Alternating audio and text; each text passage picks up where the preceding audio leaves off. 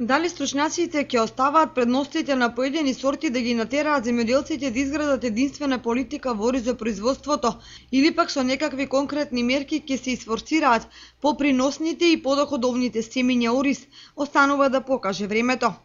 Меѓутоа, актуелната состојба во полинијата ги натера земјоделците на размислување како да продолжат понатаму. Кај многумина е присутна и неизвестноста која сорта оризово семе е поперспективна од аспект на приноси, квалитет, откупни цени и слично. Додека сортите со пократка вегетација веќе пожелтуваат, што е знак дека зреат, други се уште се во фаза на класање и формирање на зрното.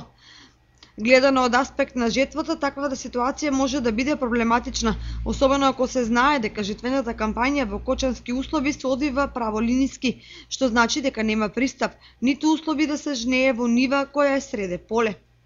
Еден од суштинските проблеми во оризопроизводството е раситнетоста на површините, чиј просек не надминува 2 декара.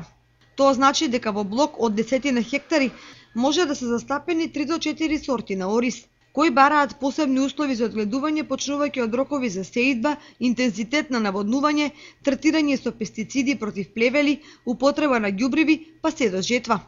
Затоа е многу тешко да се изгради единствена и долгорочна стратегија со цел остварување поголеми приноси и поголем профит од оваа некогаш стратешка култура. Инаку, лето во оризот имаше речиси идеални услови за вегетација, што значи дека земјоделците очекуваат богат и квалитетен род. Предвидувањата се дека просечните приноси ќе се движат помеѓу 550 и 600 килограми по декар. Или од вкупно засеаните 4000 хектари ќе се оствари реколта тешка над 22.000 тони оризова арпа.